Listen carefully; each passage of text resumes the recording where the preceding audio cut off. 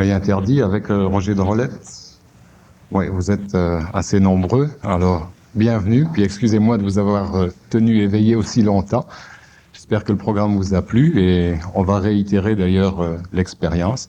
Alors comme il y en a beaucoup parmi vous, est-ce qu'on peut augmenter le son s'il vous plaît? Alors il y en a beaucoup parmi vous pour qui c'est la première fois, ça va être une découverte de rencontrer Bernard, d'entendre son instruction.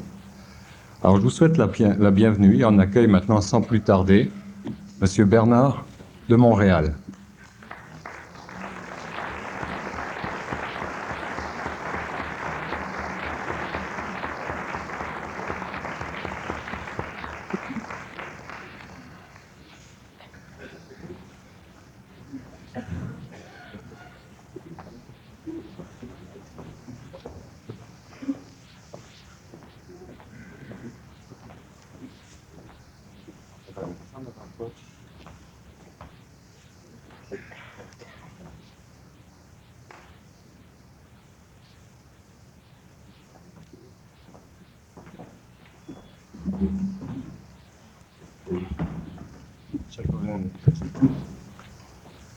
Vous nous ferez signe dans la salle si jamais vous trouvez que le volume du son est pas assez fort, il y aura juste à lever les mains de temps en temps.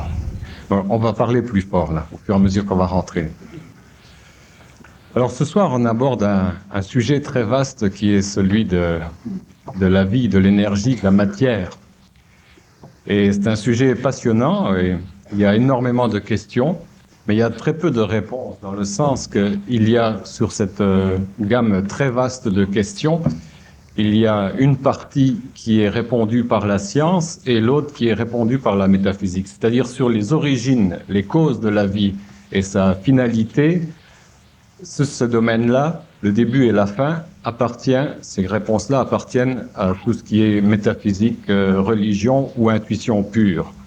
Et en ce qui concerne le corps même des questions, le centre, le développement, l'évolution créative, là, tout ce qui fait partie de l'expérience scientifique, là, on a donc des réponses scientifiques. Mais les unes et les autres s'affrontent. La science, elle, trouve en tout cas que ce sont des questions interdites que de vouloir parler de causalité primitive, le début de l'origine de la vie, et aussi le pourquoi. Le comment et le pourquoi sont des questions interdites par la science. Les métaphysiques, elles, y répondent de leur mieux, mais les réponses sont variées. Alors, la science nous dit que tout a une cause. Tout sauf l'essentiel, c'est-à-dire l'atome d'hydrogène qui a la propriété d'engendrer la vie en évoluant progressivement en grosses molécules organiques. Mais la science ne peut pas remonter plus à la source qu'à l'atome d'hydrogène. Le monde de la causalité absolue, donc le début et la fin ultime de l'évolution, sont du ressort de la métaphysique et des religions, ou de l'intuition pure, donc non vérifiable par l'expérience scientifique. Maintenant, je m'adresse à une personne qui a une conscience supramentale et je voudrais savoir, d'après vous, Bernard de Montréal, d'où vient le pouvoir qu'a eu la matière d'engendrer l'évolution, la propriété progressive de l'atome d'entrer en combinaison et en organisation avec d'autres atomes pour que finalement la vie, puis l'homme apparaissent. Bon. Est-ce que je parle ici ou est-ce que je parle là? Vous pouvez parler à distance, je pense, avec le micro-cravate, il n'y a pas de problème. Ils vont ajuster le son. D'abord, la vie ne commence pas... C'est pas assez fort? Bon, je vais parler comme ça. Comme ça.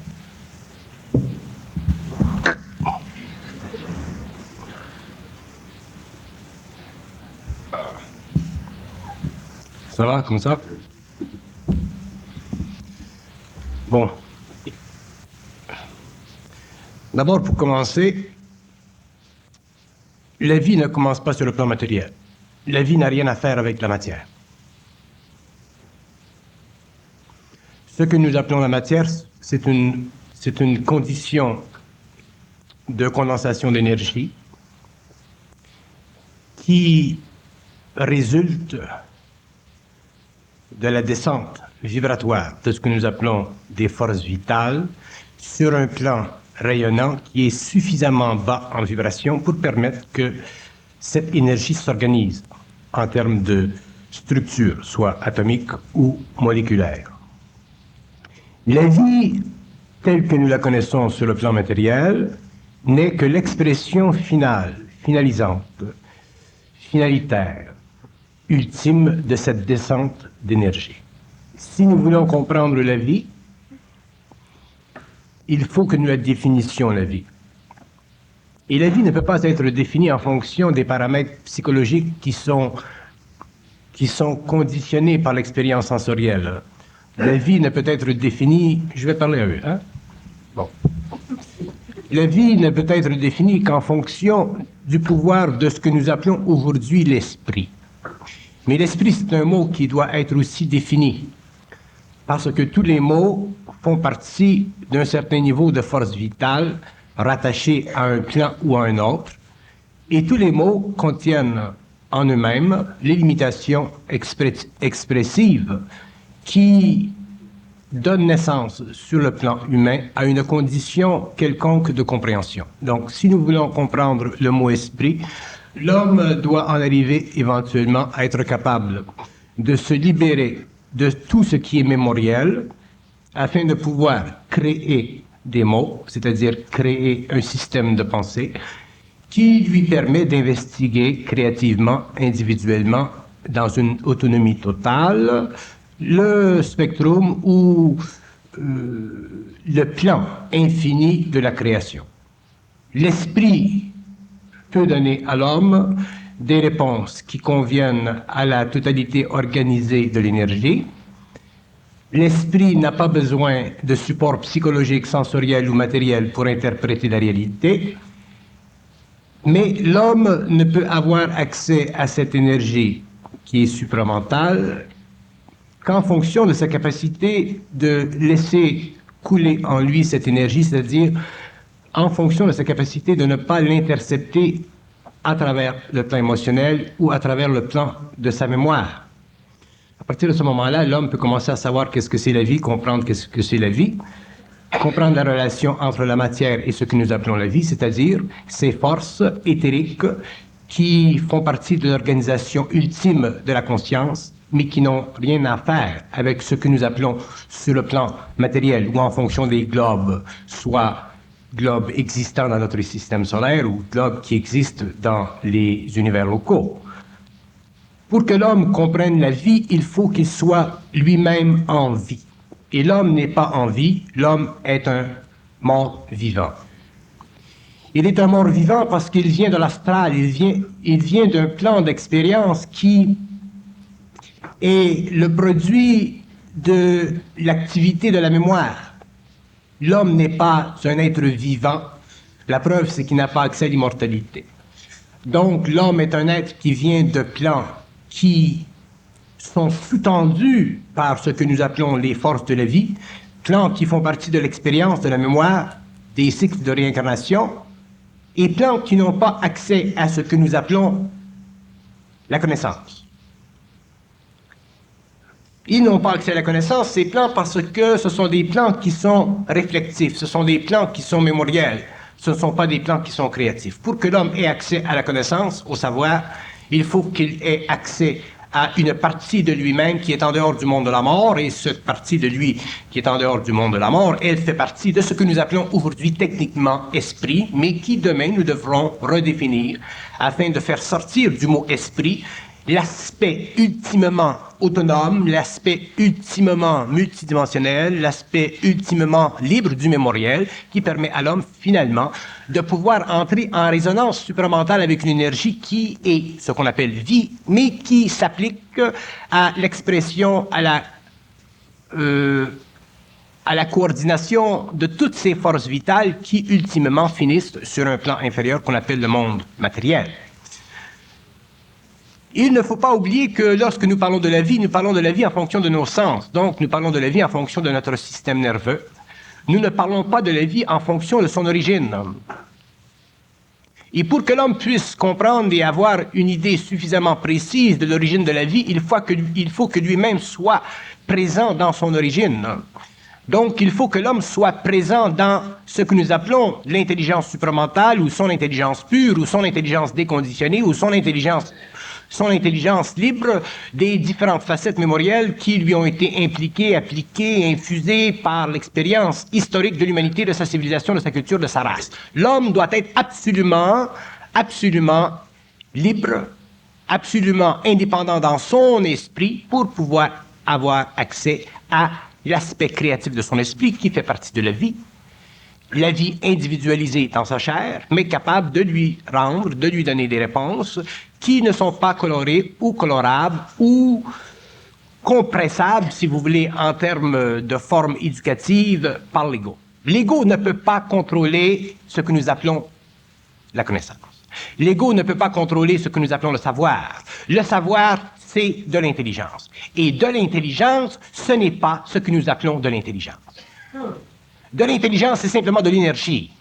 Ce que nous appelons de l'intelligence, c'est une forme basée sur l'accumulation des aspects matériaux, psychologiques de notre culture, de notre race, formes qui ont été accumulées pendant des siècles, des millénaires, et qui ont aujourd'hui atteint une certaine autorité de par le fait que ces formes remplissent une fonction historique, psychologique, collective, mais une fonction qui n'a rien à faire avec l'intelligence, mais qui a à faire avec un certain niveau de compréhension, un certain niveau d'expérience psychologique que nous appelons sur notre planète la connaissance humaine.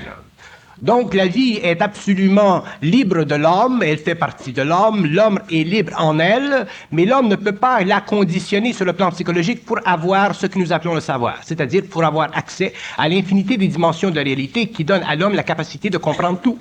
Parce que l'homme doit un jour, à partir du moment où il passe de l'évolution à l'évolution, il doit comprendre tout, parce que ne pas comprendre, ce n'est pas intelligent.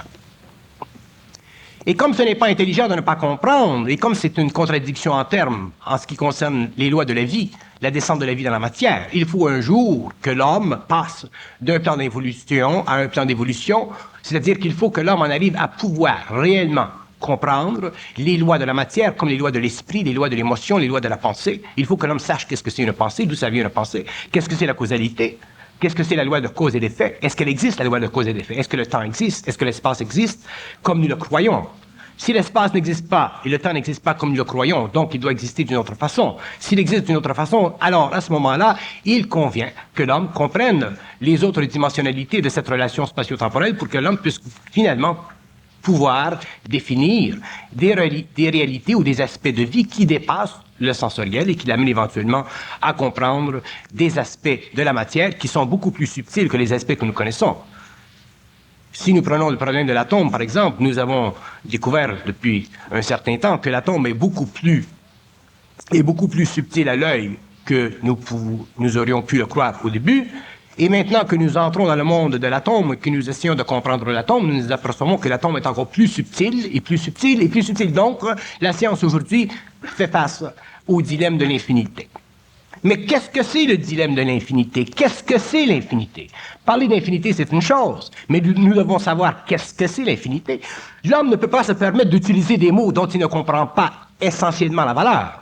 L'homme ne peut pas utiliser des termes dont il ne comprend pas essentiellement la nature.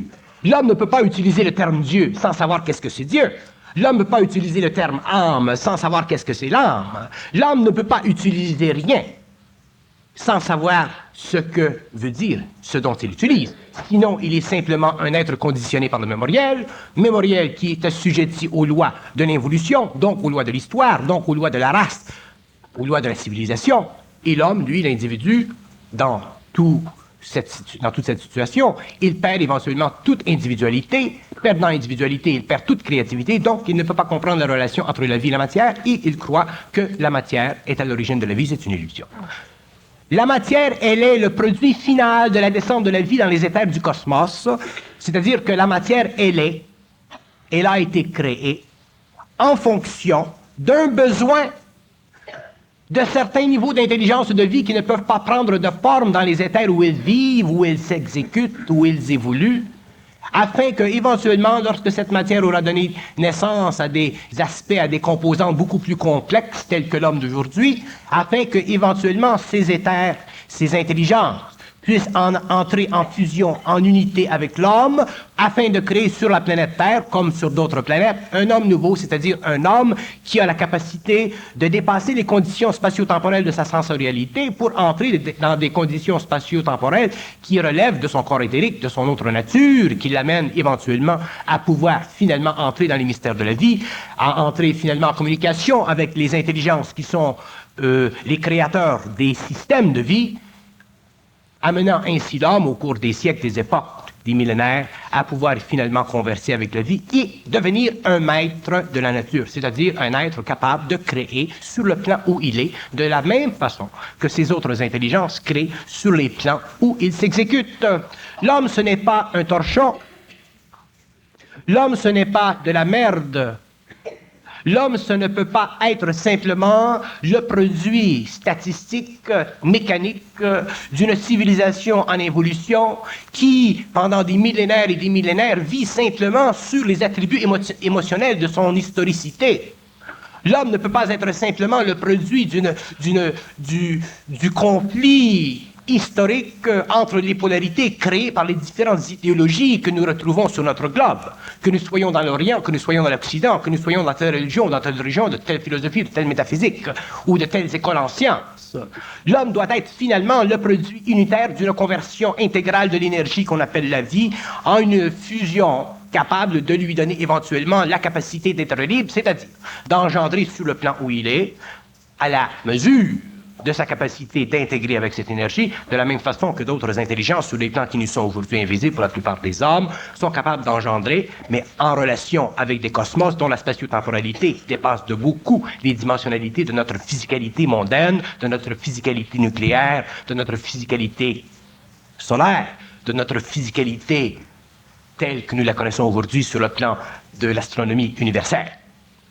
Donc, il y a...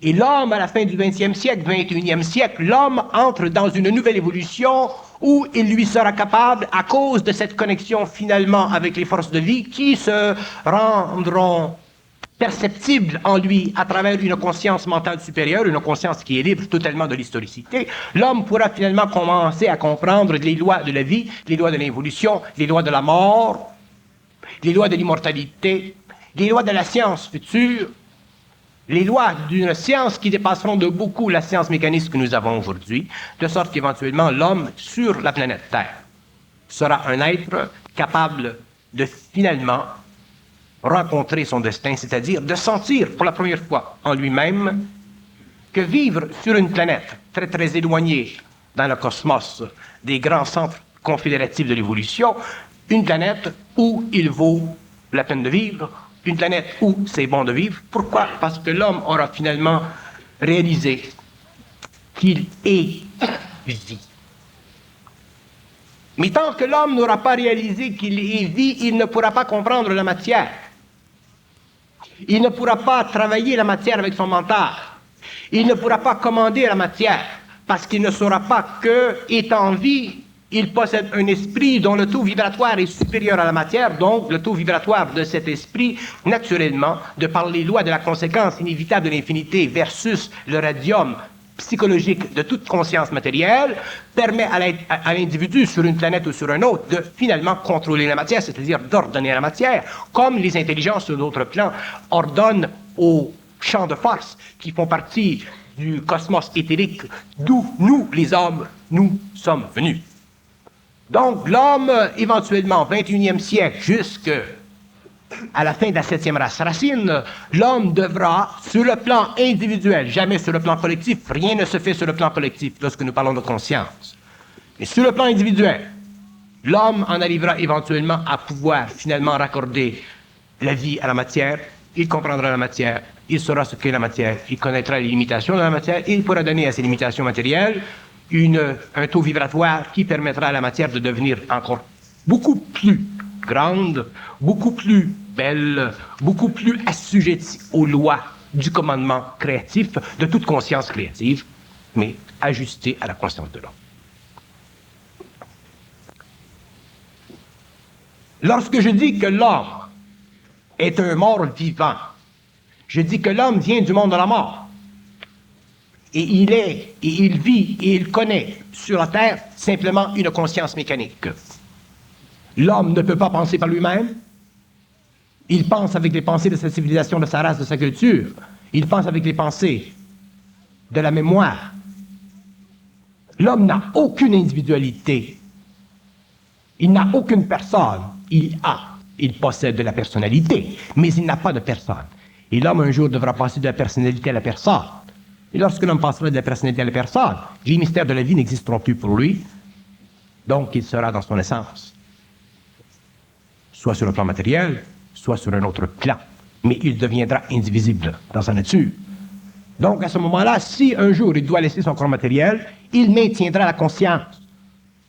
Donc il ne retournera plus au monde de la mort, au monde de l'astral, donc il ne sera plus sujet aux lois réincarnationnelles, aux lois des cycles de vie, et il pourra poursuivre son évolution sur d'autres plans, en relation avec l'origine intelligente de son énergie. Et l'origine intelligente de son énergie, c'est son intelligence, qui n'a jamais été, sur le plan de l'expérience, connue auparavant, mais qui sera connue à partir du moment où il pourra fusionner avec elle. Mais la condition pour ceci, c'est que l'homme en arrive finalement à pouvoir se désintoxiquer d'une façon totale de ce que nous appelons le mémoriel psychologique de l'évolution. Nous parlons de l'hydrogène. Les scientifiques parlent de l'hydrogène, que l'hydrogène est responsable de l'origine de la vie. Je vais vous expliquer qu'est-ce que c'est de l'hydrogène. De l'hydrogène, c'est une façon à l'énergie de se rendre dans le monde spatio-temporel évidente. Autrement dit, un atome d'hydrogène, c'est la condensation de l'invisible dans le matériel. Un atome d'hydrogène, c'est le premier point d'entrée de l'énergie de la vie dans ce que nous appelons le spatio-temporel. Donc, un atome d'hydrogène, déjà, représente sur le plan de la matérialité un aspect de ce que nous appelons de la conscience.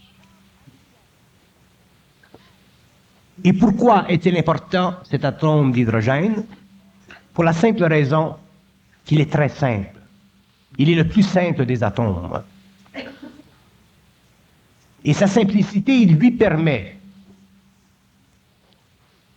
de trafiquer, de faire passer son énergie facilement avec d'autres atomes pour lesquels il possède une affinité, engendrant ainsi un processus d'agglomération, un processus d'union qui permet à la matière de se complexifier.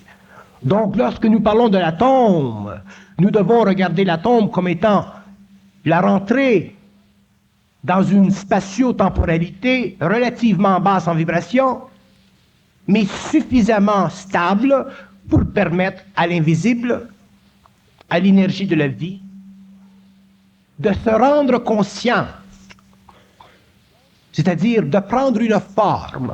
Donc, l'hydrogène représente la forme la plus simple que possède ou que peut posséder sur un plan spatio-temporel ce que nous appelons la vie. C'est pour ça que l'hydrogène est si important.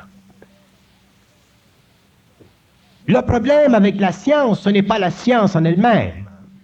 Le problème avec la science, c'est que l'homme ne connaît pas tous les aspects de l'intelligence créative. Donc, il ne peut pas travailler avec la matière d'une façon qui soit parfaitement sécuritaire, qui soit parfaitement créative, qui soit parfaitement continue, qui soit parfaitement capable de donner des résultats au bout de 2 siècles, 3 siècles, 4 siècles, 1000 ans. Des résultats qui ne vont pas contre la conscience de la Terre, qui ne vont pas contre la conscience de l'homme. C'est ceci que la science n'est pas capable de créer. Nous avons des déchets d'uranium, nous avons des déchets de matière polluante sur notre planète. Et plus nous avançons, plus nous avons des problèmes de localisation. L'homme doit un jour être capable de neutraliser les aspects négatifs de cette matière qui a été donnée par le choc de la fission une seconde naissance. L'homme n'est pas prêt pour donner à la matière une seconde naissance, parce que l'homme n'a même pas connu sa propre naissance. Un jour, l'homme découvrira que ce que nous appelons aujourd'hui de la connaissance scientifique, c'est une connaissance qui fait partie de la communication télépathique inconsciente entre le plan de la mort et le plan de la vie mortelle sur notre planète. L'homme découvrira un jour que ce que nous appelons la science aujourd'hui est un aspect de connaissance extrêmement limité qui lui est soufflé à travers ses pensées, inconsciemment, sans qu'il le réalise, à partir d'un plan d'où il vient, un plan avec lequel il a eu pendant des siècles de relations, ce que nous appelons le plan astral. Mais nous ne connaissons pas encore le plan de la mort. Nous ne savons pas qu'est-ce que c'est le monde de la mort. Nous n'avons pas suffisamment étudié, communiqué avec les intelligences qui sont sur ces plans dans ces mondes, qui sont parallèles au monde de la Terre. Et nous ne savons pas, nous ne réalisons pas, d'ailleurs c'est le plus grand danger de l'humanité, nous ne réalisons pas que l'homme, que l'humanité, dans sa totalité, elle est conditionnée sur le plan psychologique par ce que j'ai déjà appelé le mensonge cosmique.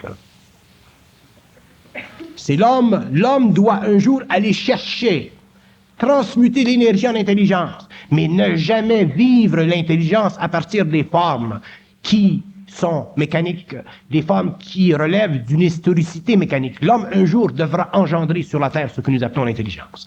L'intelligence n'existe pas dans le cosmos en termes absolus.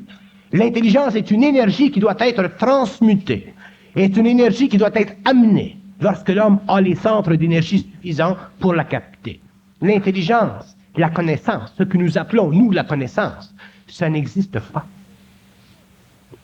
Mais nous avons l'impression que ça existe. Et à partir du moment où l'homme a l'impression que la connaissance existe, la connaissance à laquelle il a accès est une connaissance qui fait partie du monde de la mort. C'est une connaissance qui fait partie de certaines intelligences qui contrôlent l'évolution.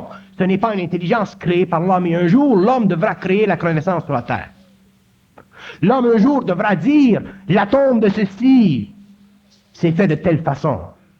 Les lois de la vie dans le corps matériel, c'est fait de telle façon. Ce que nous appelons Dieu, c'est telle chose. L'espace, c'est telle chose. La matière, c'est telle chose. Le magnétisme, c'est telle chose. Le feu, c'est telle chose. Les globes, les systèmes solaires sont telle chose. L'homme devra un jour lui-même, par lui-même, définir sans aucune relativité la nature des choses, sinon l'homme sera toujours prisonnier des formes anciennes de l'évolution, donc l'homme sera toujours prisonnier de lui-même, donc l'homme sera toujours prisonnier d'une certaine hiérarchie de pouvoir de la connaissance, donc l'homme, si nous parlons de l'homme, encore moins évolué, plus emprisonné dans la stérilité de la conscience humaine, l'homme sera prisonnier de la religion, des sorcelleries, des idéologies. L'homme ne pourra jamais sortir de lui-même, il ne pourra jamais composer avec l'énergie, donc il ne sera jamais lui-même.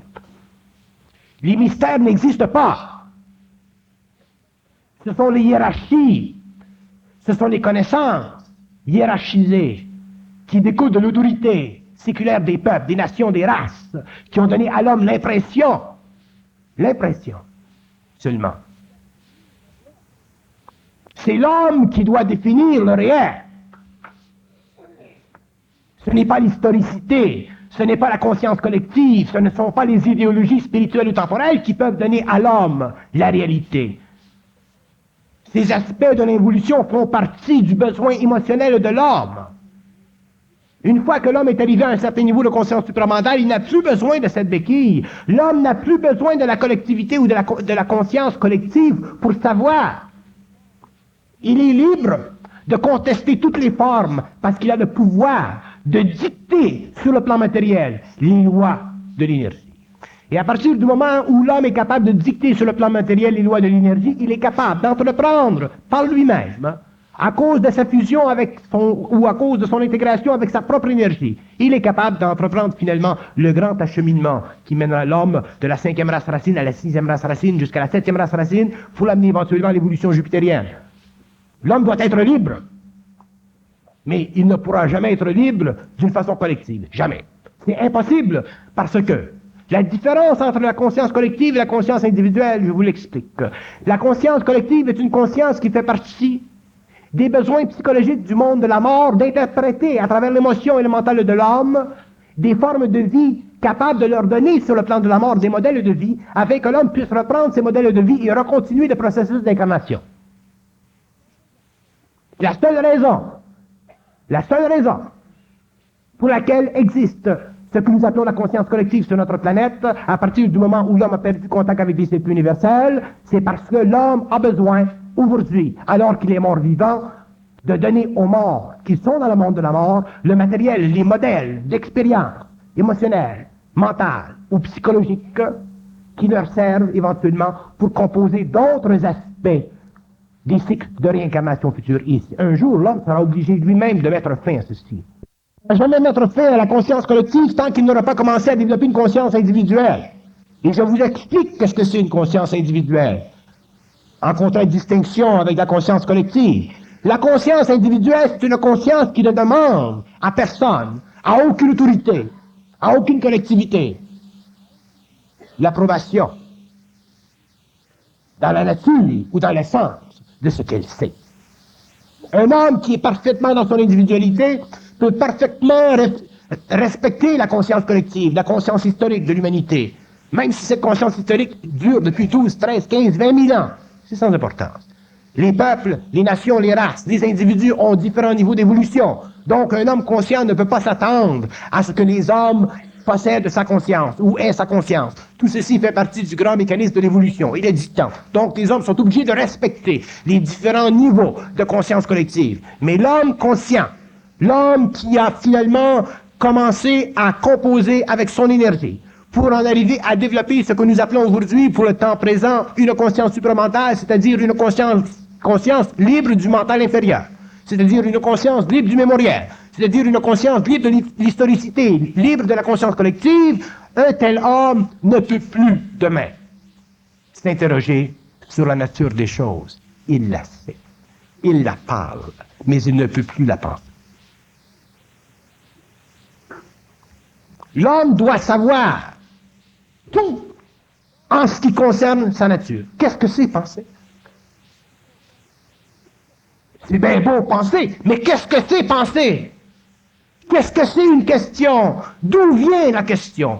Lorsque l'homme a des questions dans la tête, d'où viennent les questions? Les questions dans le mental de l'homme viennent toujours du monde de la mort dans le mental de l'homme.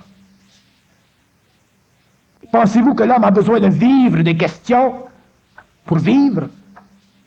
Le phénomène de la question est le phénomène qui a engendré le besoin de la connaissance, et le besoin de la connaissance est le phénomène qui a assujetti l'homme intégralement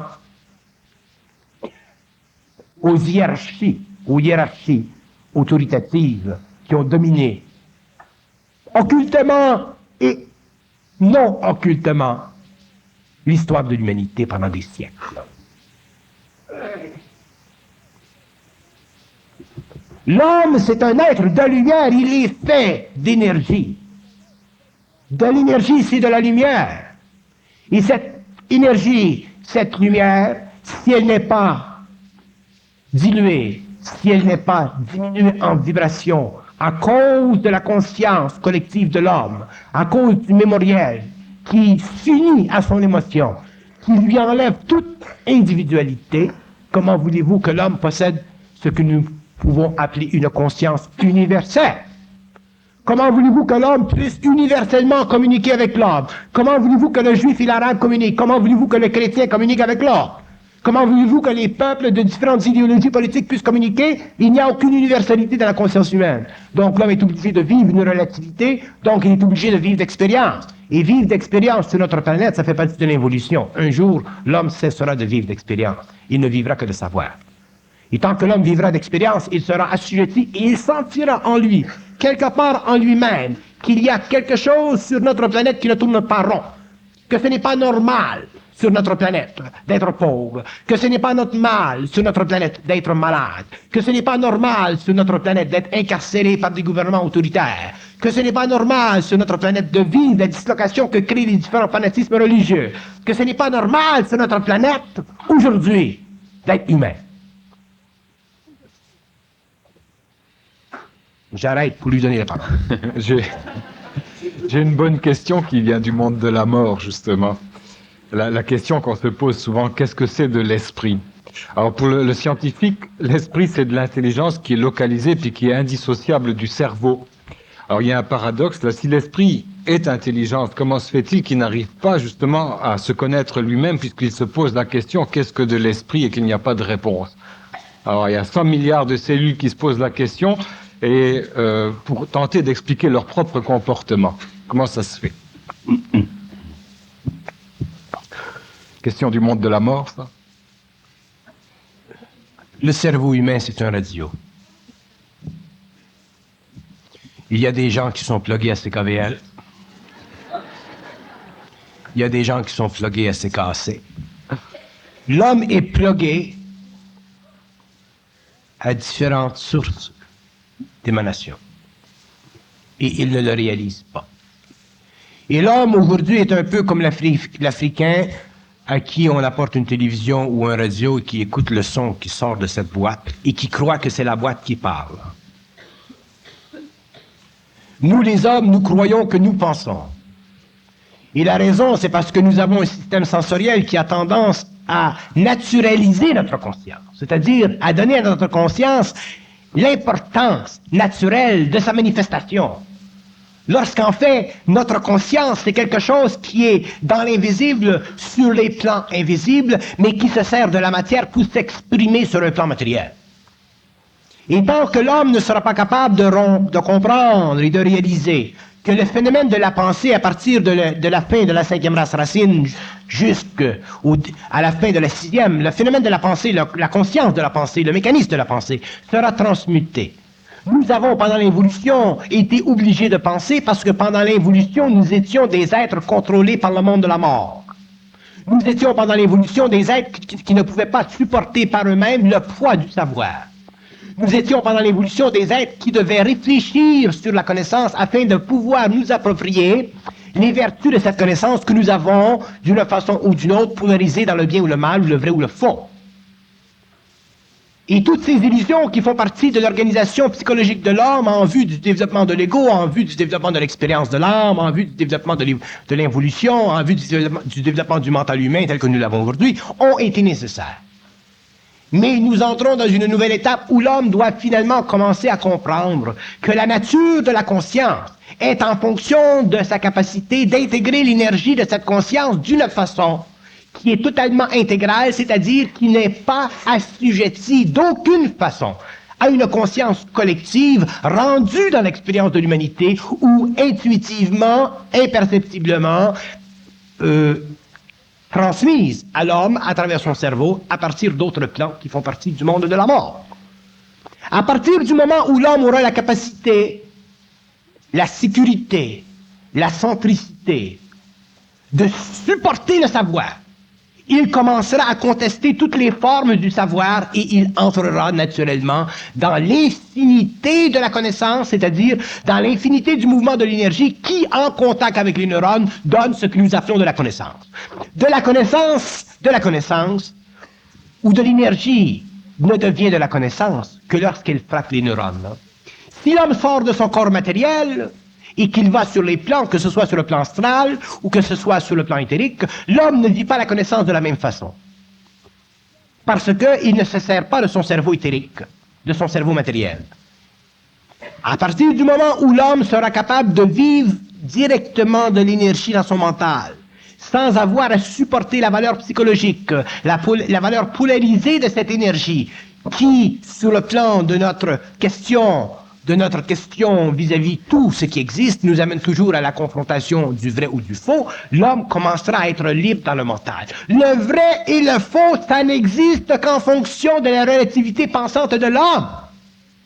Il n'y a pas dans l'intelligence créative, il n'y a pas dans l'énergie de vrai ou de faux. Les aspects polarisés du yin ou du yang que les hindous nous ont amenés dans le monde occidental font partie des hautes constatations psychiques des mondes astraux. Ils ne font pas partie de la réalité égronomique du mental créatif de l'homme. Nous devons aujourd'hui, à la fin du XXe siècle, réaliser que l'homme, que l'être humain, qu'il soit occidental, oriental ou qu'il vienne de n'importe quelle partie de la Terre, ne peut plus être assujetti à aucune forme de connaissance. Parce que toutes les formes de connaissance sont polarisées, donc elles contiennent en elles-mêmes les valeurs très très subliminales du mensonge cosmique. Je vous donne un exemple. Prenons le concept de Dieu. Il est venu à un certain moment dans l'évolution, pendant l'évolution, le besoin de l'être humain d'être donné, de savoir qu'il y a dans le ciel, dans certains états, un certain personnage grandiose qu'on appelait Dieu. Cette forme de Dieu a évolué au cours des siècles, naturellement, au cours des âges. Mais qui a donné à l'homme le concept de Dieu? Le concept de Dieu a été donné à l'homme par intuition à travers des hommes qui étaient connectés pour une bonne raison à ce que nous appelons les mondes de la mort, afin de permettre à l'homme de pouvoir supporter sur la terre la grande solitude non créative de son ego. Prenez chaque individu dans la salle,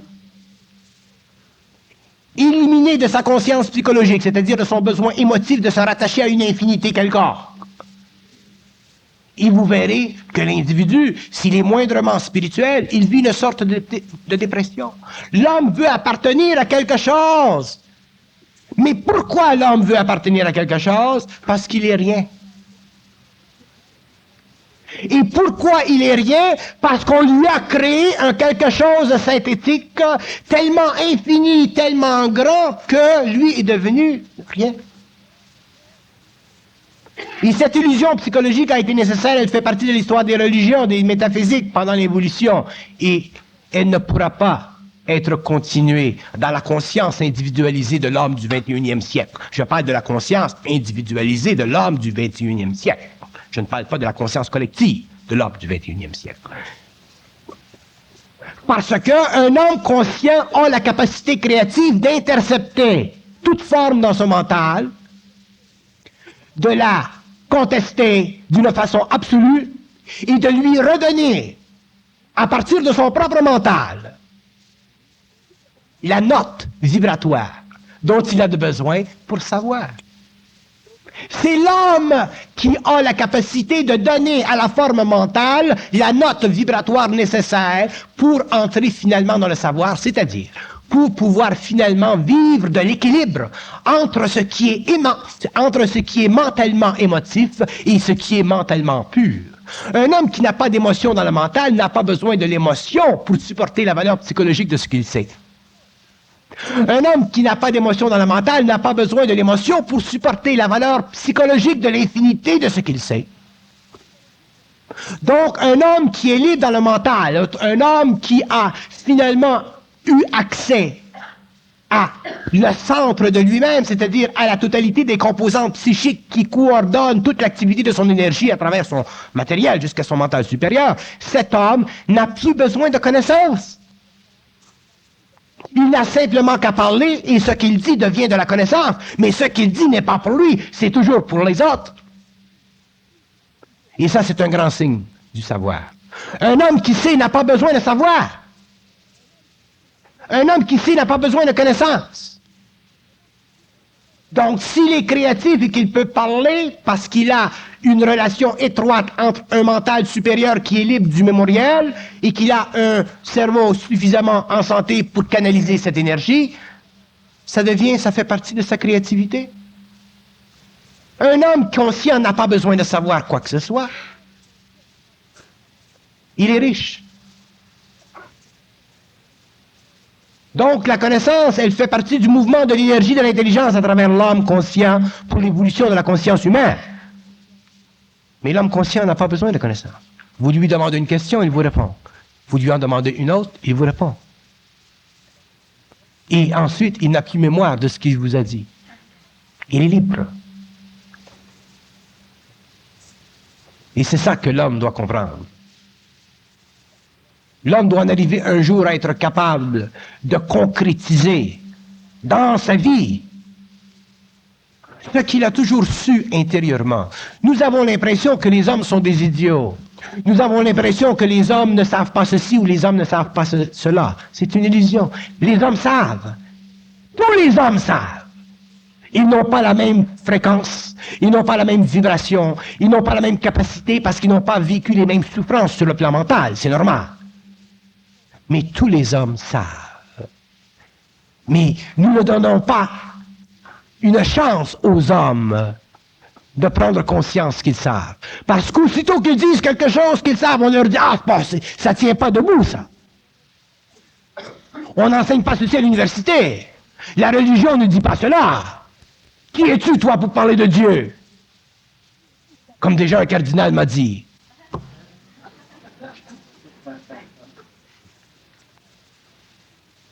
Quel privilège possèdent les hiérarchies idéologisées de parler de l'infinité? Est-ce qu'il y a quelqu'un sur la planète qui a un privilège qui a été marqué dans le front par ce Dieu qui lui a donné une clé au tabernacle du savoir? Est-ce qu'il y a quelqu'un dans le monde qui possède ceci et qui doit être écouté avec autorité? L'ayatollah, il va dire oui, l'autre, il va dire oui, l'autre, il va dire oui. Le savoir appartient à l'homme individualisé. Il n'appartiendra jamais à l'homme qui a une conscience collective. Jamais. C'est impossible. Et je vais vous dire pourquoi. Parce que le savoir ne peut pas être compris. Il ne peut pas être compris. Il peut être su, mais il ne peut pas être compris. Et tous les hommes, au cours de la prochaine évolution de la 6e race racine, de la 7e race racine, qui seront? Ils seront pour eux-mêmes, ils parleront avec d'autres qui savent, donc ils n'auront pas à être compris, parce qu'un homme qui sait n'a pas besoin d'être compris, parce qu'il n'est pas intéressé à la connaissance. Il est simplement intéressé à échanger avec des hommes qui savent. Donc quand les hommes sauront, mais on ne parlera plus de connaissance. C'est ça la prochaine évolution. Et la qualité naturelle de cette prochaine évolution qui a été prophétisée par Aurobindo, qui aujourd'hui est enseignée en termes d'instruction dans cette province de Québec, l'aspect fondamental de cette instruction relève du fait qu'aujourd'hui, l'homme, que ce soit moi ou que ce soit d'autres, il y a des hommes sur la terre qui savent. Et ces hommes sur la terre qui savent seront naturellement obligés, parce que ça fait partie de leur conscience, ils seront obligés de parler, ils seront obligés d'écrire. Ils ne sont pas pressés, 2500 ans, c'est pas long. Donc, ils pourront lentement disséminer le matériel, donner des clés à l'homme qui aujourd'hui encore ne sait pas, pour que lui en arrive à savoir. Donc, un jour, l'homme saura. En attendant, on s'occupe de notre steak. La recherche, ça fait partie de l'évolution. Ça fait partie du jeu entre le monde de la mort et le monde de la vie. C'est une illusion. Rechercher quoi? Rechercher comme restant après 72 ans que vous ne savez rien? C'est de la connerie. Qu'on fasse de la recherche pour appliquer des choses en science, ça va. Mais qu'on fasse de la recherche intérieure, pendant 10 ans, 15 ans, 20 ans, 30 ans, 40 ans, 50 ans, un jour, il faut prendre un break. L'homme sait. Mais ce qu'il ne sait pas, c'est qu'il sait.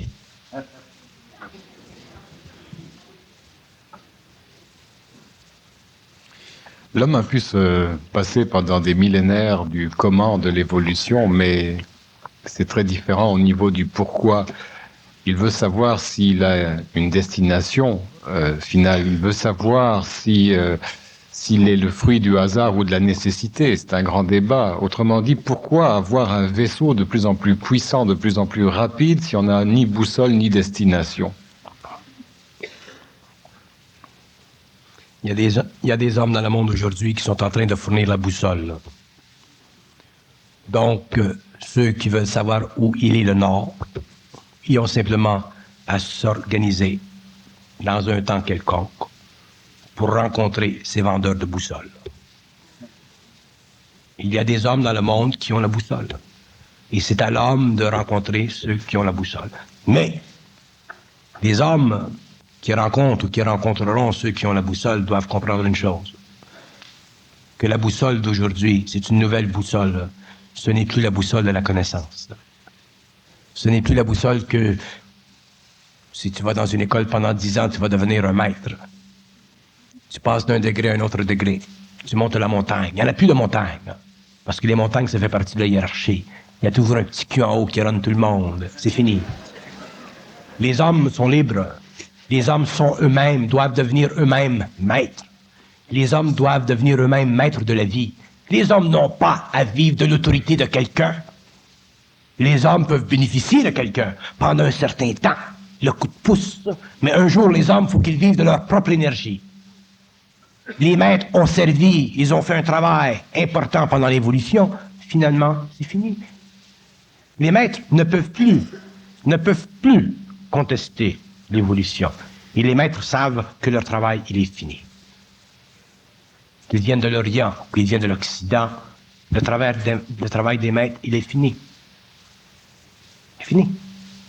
Parce qu'il n'y a pas sur la planète d'hommes, aujourd'hui, avec le taux vibratoire de cette instruction mondiale qui se diffuse dans le monde, il n'y a plus d'hommes sur la Terre qui peuvent se permettre de passer leur temps à courir les maîtres, à la recherche de quelque chose, lorsque eux-mêmes savent. Il y a des clés dans le monde maintenant, c'est à nous de nous servir de ces clés et de nous affranchir une fois pour toutes des maîtres, des écoles, de tout ce qui est institutionnalisé ou de tout ce qui est personnalisé.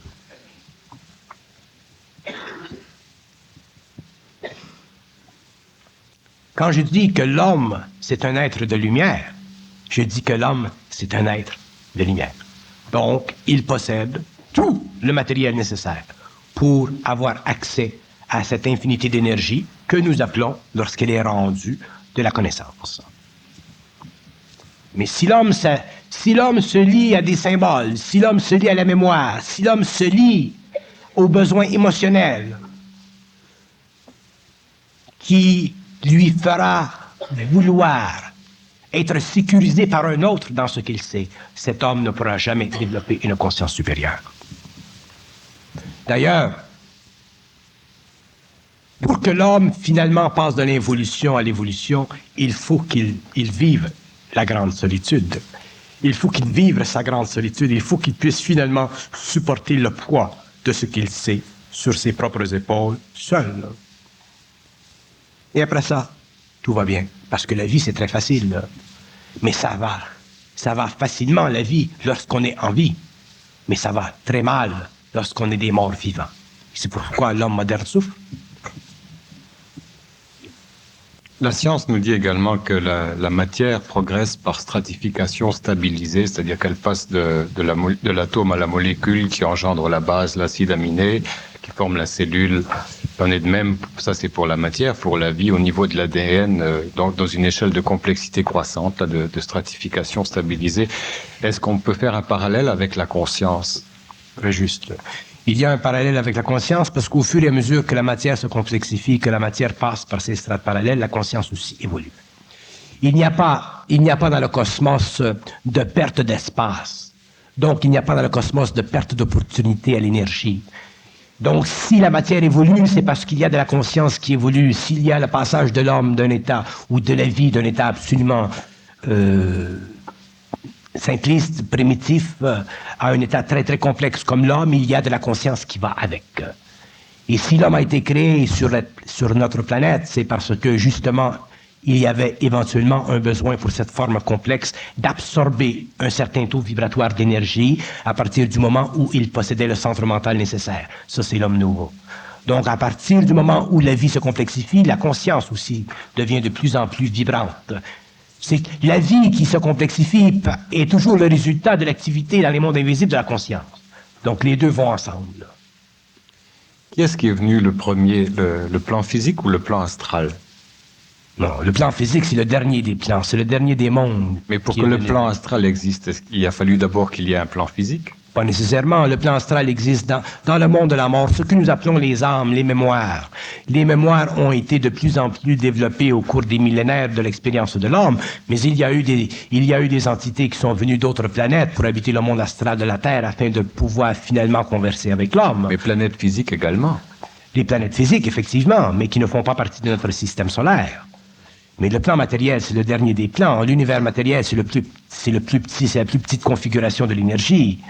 Si l'homme pouvait voir à travers ses centres psychiques un aspect ou des aspects ou des dimensionnalités des mondes invisibles, il verra que les mondes invisibles sont beaucoup plus vastes, beaucoup plus populeux que les mondes matériels. Donc la matière, elle est venue enfin, en dernier, et elle a servi de connexion entre les plans invisibles de l'astral et le monde de la matière, de sorte que nous avons aujourd'hui l'homme avec un ego, ainsi de suite, mais un ego qui vit une conscience expérimentale. L'homme ne vit pas sur la Terre une conscience créative, il vit une conscience expérimentale. Il vient sur la Terre avec un plan de vie, et souvent il est obligé de vivre ce plan de vie pendant des années, et de mourir, et de retourner à l'astral, et ensuite revenir à un autre plan de vie. C'est de l'esclavage, c'est de la comédie humaine. La vie sur la Terre, c'est une farce. Et c'est une farce parce que l'homme ne la connaît pas. Et l'homme ne la connaît pas parce qu'il a donné sa confiance à des formes de pensée qui sont contrôlées par des systèmes hiérarchisés d'autorité, soit sur le plan temporel, sur le plan spirituel ou sur le plan métaphysique. L'homme ne peut pas se permettre de vivre en fonction d'une autorité. L'homme doit être lui-même sa propre conscience. L'autorité, elle était nécessaire dans le passé parce qu'elle devait organiser l'homme en fonction de certaines agglomérations, que nous appelons les sociétés, que nous appelons les races, que nous appelons les cultures. Mais ça fait partie de l'homme matériel de l'évolution. Nous parlons de l'homme futur, conscient, immatériel de l'évolution. Nous parlons de l'homme nouveau, d'un autre être, qui n'est pas régi par les lois planétaires, mais qui est régi par les lois cosmiques, les lois de sa propre énergie. Et ce passage, il sera difficile. Les hommes ne passeront pas de l'évolution à l'évolution avec facilité.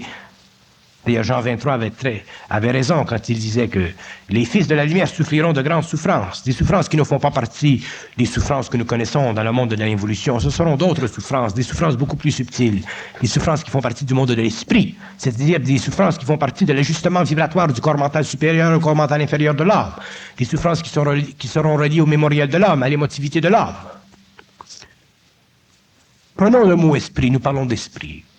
Nous employons le mot esprit comme si le mot esprit c'était un mot qui donnait à l'homme une possibilité de conversion avec de l'intelligence dans les mondes parallèles. Un aspect de ceci est réel, est vrai. Mais il y a quelque chose d'autre dans le mot esprit.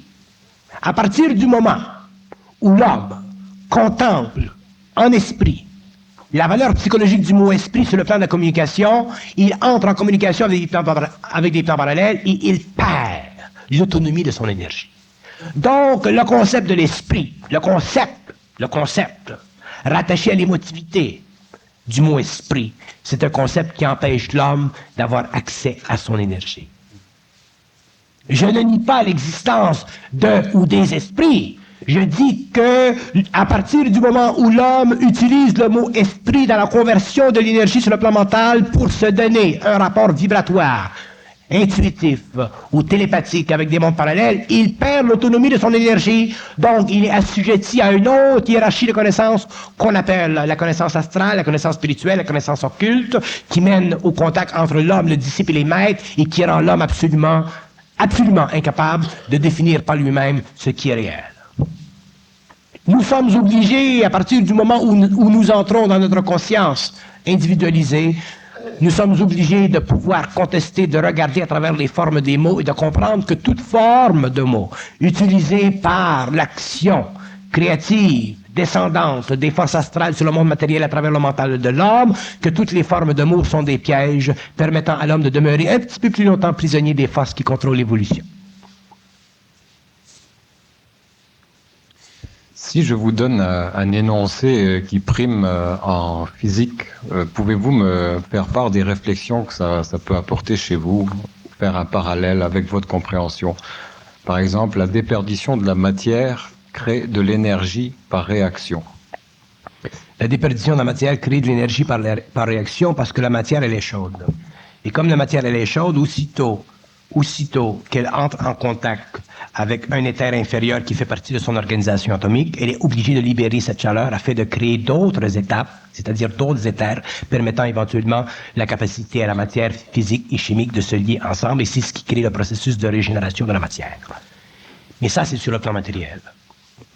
Et cette loi, elle fait partie de l'organisation systématique des processus évolutifs de l'éther de la matière, mais un jour, l'homme sera capable de renverser ceci, et à partir du moment où l'homme pourra faire ceci, il pourra dématérialiser certaines matières et leur donner une vibration plus élevée afin de créer d'autres matières qui ne sont pas assujetties aux lois de l'évolution biologique, mais qui seront assujetties aux lois de l'évolution mentale de l'homme futur homme.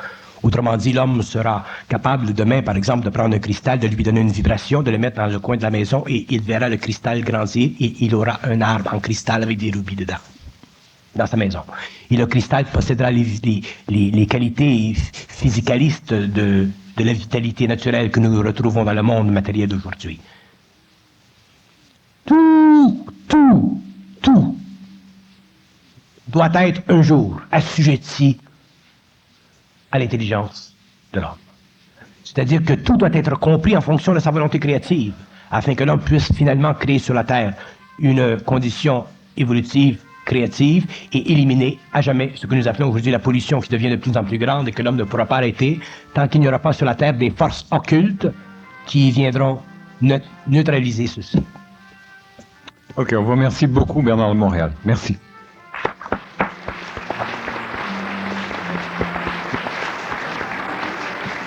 On fait une pause.